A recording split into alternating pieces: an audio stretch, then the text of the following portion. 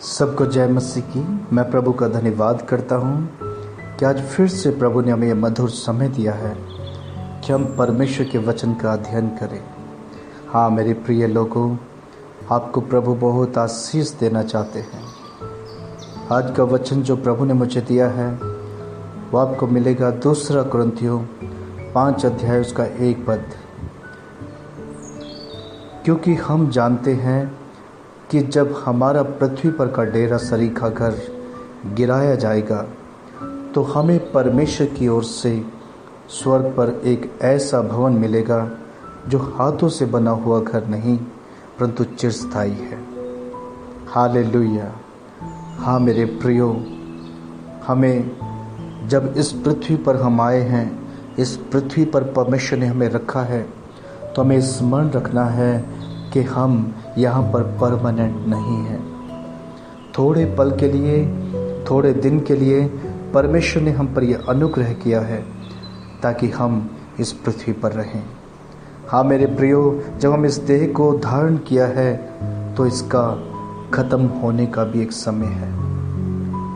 इससे पहले कि हमारा ये घर गिराया जाए, हमें अपने भवन की चाह रखनी है, अपने स्वर्ग के घर की खोज करनी है। हाँ मेरे प्रियो, ये मायने नहीं रखता इस पृथ्वी पर हमारे पास घर है कि नहीं है। मायने ये रखता है क्या हमारा घर आज स्वर्ग में है। यूहन्ना 14 अध्याय उसका 2 से 3 पद में यीशु ने ऐसा कहा, मेरे पिता के घर में बहुत से रहने के स्थान है। यदि ना होते तो मैं तुमसे कह देता, क्योंकि मैं तुम्हारे लिए जगह तैयार करने जाता हूँ। और यदि मैं जाकर तुम्हारे लिए जगह तैयार करूँ तो फिर आकर तुम्हें अपने यहाँ ले जाऊँगा कि जहाँ मैं रहूँ वहाँ तुम भी रहो। हाँ मेरे प्रियो, हमारे प्रभु यीशु मसीह की ऐसी चाह है, ऐसी इच्छा है कि वो जहाँ खुद रहता है उसकी संतान, उसके चुने हुए लोग भी वहीं पर रहे। हाँ मेरे प्रियो, हमें स्वर्ग देने के लिए ही उसने बड़े दुखों को सहा है। इस पृथ्वी पर आकर उसने अपने आप को लहू लुहान कर दिया। हाँ मेरे प्रियो, आपके लिए उसने क्रूस पर जान दी। उसके उन पीठ पर 39 कोड़े मारे गए। एक एक कोड़े से उसका मांस निकल कर आता था, एक एक कोड़े में उसकी जान निकलती थी। और ये दुख उसने आपके लिए और मेरे लिए सहा है। हाथों पाँव में कीलें ठोक दी गई, सर पर कांटों का ताज रख दिया गया, मुंह पर थूका गया, उसे मारा गया। फिर भी बाइबल कहती है वो सब कुछ सहता रहा। आपको मालूम है उसने सब कुछ क्यों सहा? ताकि वो उस योजना को पूरा करे कि आपको और मुझको वो स्वर्ग तक लेकर चला जाए।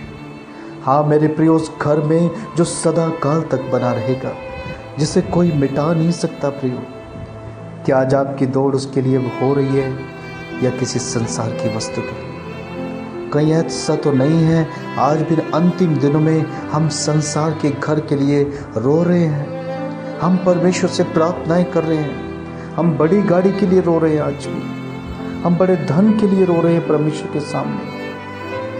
कहीं प्रियो आज भी हमारा जीवन ऐसा तो नहीं है। ये समय पृथ्वी पर कुछ भी इकट्ठा करने का नहीं है, ये समय अपने घर के लिए कुछ बोने का। हाँ मेरे प्रियो, आप जानते हैं एक घर को बनाने के लिए हमें कितनी चीजों की आवश्यकता होती है। स्वर्ग में भी जब घर बनता है तो एक धर्मी के कामों के द्वारा ही वो बनाया जाता है। पर यदि हम धार्मिकता के काम ना करें, हमारा घर अधूरा रह सकता है। मेरे प्रियो, आप स्मरण करें कि प्रभु ने आपको चुना है, इसलिए नहीं चुना कि आप पृथ्वी पर खो जाएं, आप पृथ्वी की चीज़ों में खो जाएं। प्रभु यीशु मसीह ने दुख उठाकर, बाइबल कहती है वो हमारे लिए जगह तैयार करने गया है। हाँ प्रियो, आपके लिए वो घर तैयार करने के लिए गया है। उसने आपके लिए बहुत अच्छे घर को बना कर रखा है। इसलिए प्रियो, उसकी ओर ध्यान लगाइए, उसकी दृष्टि आपके ऊपर लगी हुई है।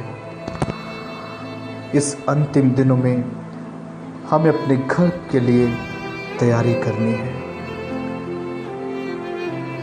कुलुस्सियों 3 अध्याय उसका 1 से 2 पद में ऐसा लिखा है, अतः जब तुम मसीह के साथ जिलाए गए तो स्वर्गीय वस्तु की खोज में रहो, जहाँ मसीह विद्यमान है और परमेश्वर के दाहिनी ओर बैठा है। पृथ्वी पर की नहीं परंतु स्वर्गीय वस्तुओं पर ध्यान लगाओ। हाँ मेरे प्रियो, मसीह यीशु ने हमें जो पापों के कारण मरे हुए थे, हमारे अंदर कुछ भी सामर्थ्य नहीं थी कि हम उस घर तक पहुंच पाएं, हम स्वर्ग तक पहुंच पाएं। ये हमारे प्रभु यीशु का अनुग्रह है। उसने उस क्रूस पर जान देकर हमें जो पापों में मरे हुए थे, हमें जीवन दान दिया है। इसलिए बाइबल कहती है स्वर्गीय वस्तु पर ध्यान लगाओ। हाँ मेरे प्रियो, पृथ्वी से बढ़कर हमें स्वर्गीय वस्तु पर ध्यान लगाना है। क्यों हम स्वर्गीय वस्तु पर ध्यान लगाएं आज? क्योंकि हम देखते हैं इस पृथ्वी पर कि हर चीज़ में हमें दुख मिलता है, कलेश मिलता है। शायद हो सकता है आपके जीवनों में भी आज ऐसा हो। आपने अपनों से बहुत प्रेम किया पर बदले में आपको उनसे दुख मिला है। आपने अपने लोगों की बहुत सहायता की पर बदले में आपको सहायता नहीं मिली।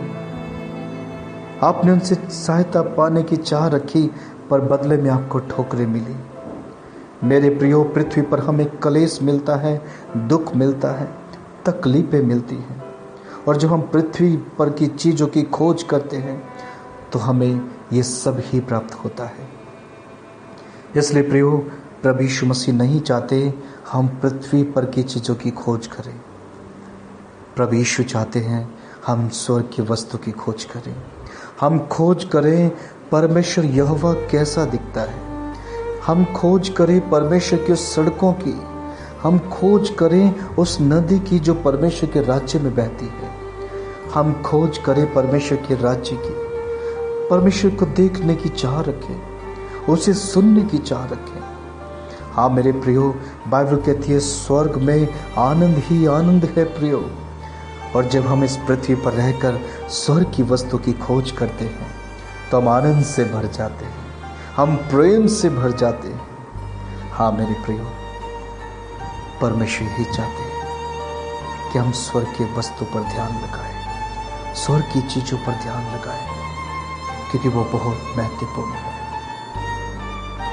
लूका 10 अध्याय 19 और 20 पद में ऐसा लिखा है, देखो मैंने तुम्हें सांपों और बिच्छुओं को रोदने का और शत्रु की सारी सामर्थ पर अधिकार दिया है, और किसी वस्तु से तुम्हें कुछ हानि न होगी। तो इससे आनंदित मत हो कि आत्मा तुम्हारे वश में है, परंतु इससे आनंदित हो कि तुम्हारे नाम स्वर्ग में लिखे हुए हैं। हाँ मेरे प्रियो, प्रभु एक बहुत महत्वपूर्ण बात यहाँ पर आपसे मुझसे कहना चाहते हैं। हमें इससे आनंदित नहीं होना कि प्रभु हमें बहुत तरह से इस्तेमाल कर रहा है। चिन्ह और चमत्कार हमारे द्वारा किए जा रहे हैं। परमेश्वर ने हमें महान सामर्थ्य दी है और शत्रु की हर एक चीज़ पर हमें अधिकार दिया है। यहाँ तक सांप और बिच्छों को रोंदने का हमें अधिकार दिया है। ऐसे वरदान परमेश्वर ने हमें दिए हैं। और इन सबसे बड़ा आनंद प्रियो ये है कि हमारे नाम जीवन की पुस्तक में लिखे जाए। हाँ मेरे प्रियो, आप अपने जीवन पर गौर करें। क्या आपके नाम और मेरे नाम आज उस जीवन की पुस्तक पर लिखे हुए हैं? मेरे प्रियो, कहीं आज हम भी संसार की तरह चिन्ह और चमत्कारों में खोए हुए तो नहीं हैं। मुझे बड़े दुख के साथ कहना पड़ता है कि इन अंतिम दिनों में लोग चिन्हों को ढूंढ रहे हैं, चमत्कारों को ढूंढ रहे हैं, पर वो समझ नहीं पा रहे हैं ये हमें जीवन नहीं देगा प्रियो। चिन्ह और चमत्कारों में जीवन नहीं है। हम बाइबल में देखते हैं कि प्रभु यीशु मसीह ने अंधों को आंखें दी, लंगड़ों को टांगे दी, बहरों को सुनाया, अंधों को दिखाया, मरे हुओं को जिंदा किया। पर आपने इस बात पर गौर की कि आज वो लोग हमारे साथ हैं? नहीं प्रियो, आज वो लोग हमारे साथ नहीं हैं। इसलिए हमें गौर करना है, कहीं हम ऐसा तो नहीं, हम चिन्ह और चमत्कारों में इतना खो चुके हैं कि हम अपने प्रभु से बहुत दूर जा रहे हैं। मेरे प्रियो, आज हमें आवश्यकता है प्रभु यीशु मसीह के नज़दीक आने की, प्रभु यीशु पर मन लगाने की। हाँ मेरे प्रियो, बाइबल ऐसा बताती है मत्ती 7 अध्याय 21 से 23 पद में कि जो मुझसे हे प्रभु कहता है, उनमें से हर एक स्वर्ग के राज्य में प्रवेश ना करेगा, परंतु वही जो मेरे स्वर्गीय पिता की इच्छा पर चलता है। उस दिन बहुत से लोग मुझसे आकर कहेंगे, हे प्रभु, क्या हमने तेरे नाम से भविष्यवाणी नहीं की, और तेरे नाम से दुष्ट आत्माओं को नहीं निकाला, और तेरे नाम से बहुत से आश्चर्य कर्म नहीं किए? तब यीशु मसीह कहते हैं, तब मैं उनसे खुलकर कह दूंगा, मैंने तुमको कभी नहीं जाना, हे कुकर्म करने वालों, मेरे पास से चले जाओ। मेरे प्रियो, चिन्ह और चमत्कार हमें पृथ्वी पर तक ही सीमित रखते हैं। इसलिए मेरे प्रियो, इससे आनंदित मत हो कि आत्मा आपके वश में है।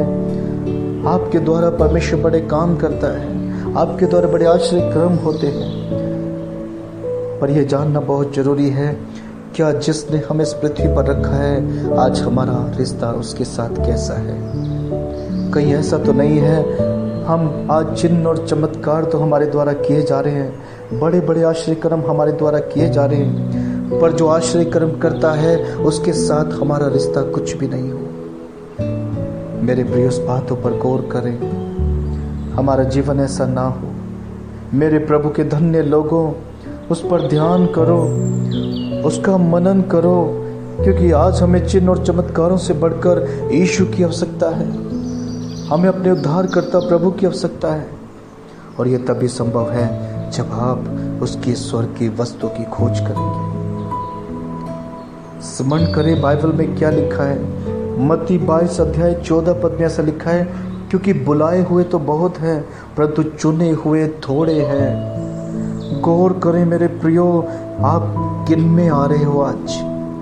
कहीं ऐसा तो नहीं आज परमेश्वर हमारी गिनती बहुतों में करता है? मेरे प्रियो, क्या आप और मैं उन चुने हुए थोड़े लोगों में हैं कि नहीं है? ये थोड़े वो हैं जो स्वर्ग के राज्य की खोज करते हैं। ये थोड़े वो हैं जिन्होंने अपने आप को पृथ्वी पर मार डाला है। ये थोड़े वो हैं जिन्हें पृथ्वी की चीज़ों से प्रेम नहीं है। ये थोड़े वो हैं जिन्हें रात और दिन परमेश्वर के राज्य में जाने की भूख और प्यास रहती है। क्या आज आपका हृदय ऐसा है? क्या आज आपका मन ऐसा है? क्या आप परमेश्वर की वस्तु की खोज कर रहे हैं? क्या आप परमेश्वर के राज्य में जाने की चाह रखते हैं? प्रकाशित वाक्य 3 अध्याय उसका 5 पद में ऐसा लिखा है, जो जय पाए उसे इसी प्रकार श्वेत वस्त्र पहनाएगा, और मैं उसका नाम जीवन की पुस्तक में से किसी रीति से ना काटूंगा, पर उसका नाम अपने पिता और उसके स्वर्गदूतों के सामने मान लूंगा। हाँ मेरे प्रियो, क्या आज आप धार्मिकता के वस्त्रों से परिपूर्ण हैं? क्या आज प्रभु यीशु मसीह ने आपको अपने वस्त्र दिए हैं? क्या उन वस्त्रों के द्वारा आप आज संसार में जी रहे हैं? हाँ मेरे प्रियो, इस पृथ्वी पर रहकर हमें अवश्य है कि हम धार्मिकता में जीवन बिताएं। मेरे प्रियो, हमें प्रभु के योग्य बनना है। ये तभी संभव है जब हम पृथ्वी की बातों से मन हटाकर परमेश्वर की ओर अपने मन को लगाएंगे। आज आप कैसे भी हालातों में क्यों ना हो, आप कैसी भी परिस्थिति में क्यों ना हो, मैं आपसे आज परमेश्वर की बातों को बांट रहा और प्रभु आपसे कहता है, मेरी खोज करो तो तुम जीवित रहोगे।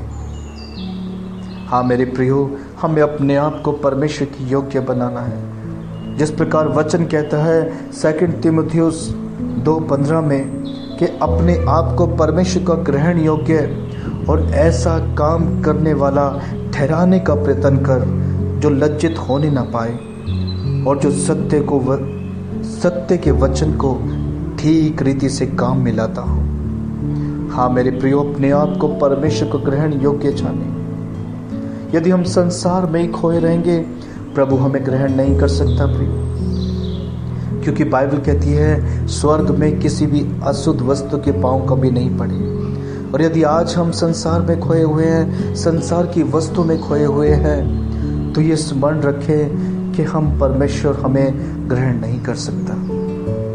हमें अवश्य है कि हम संसार से मन हटाकर परमेश्वर की ओर अपने मन को लगाएं, सत्य की खोज करें, उसके वचन को सही रीति से इस्तेमाल करें। हाँ मेरे प्रियो, परमेश्वर के ग्रहण योग्य बनने के लिए हमें स्ट्रगल करना है ताकि परमेश्वर हमें ग्रहण करे।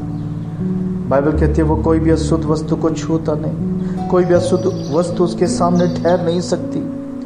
तो मेरे प्रियो, जब हम पाप भरा जीवन जिएंगे, हम संसार की अभिलाषाओं में लीन हो जाएंगे, तो क्या परमेश्वर हमें ग्रहण करेगा? हम कितनी भी प्रार्थनाएं उससे करें, ना तो परमेश्वर हमारी प्रार्थनाओं को ग्रहण करेगा और ना हमें कभी ग्रहण करेगा। ऐसा ना हो कि जब हमारा प्रभु आए हमें लज्जित होना पड़े। मेरे प्रियो, आइए हम प्रभु के सामने इस रीति से अपने आप की तैयारी करें कि वो हमें देखकर आनंदित हो जाए। हालेलुया। बाइबल कहती है हनोक 365 वर्ष तक परमेश्वर के साथ साथ चलता रहा और परमेश्वर ने उसे जीवित उठा लिया। बाइबल कहती है उसके विषय में यह गवाही दी कि उसने अपने जीवन से परमेश्वर को प्रसन्न किया था। क्या आज आपका जीवन और मेरा जीवन ऐसा है कि परमेश्वर से प्रसन्न हो?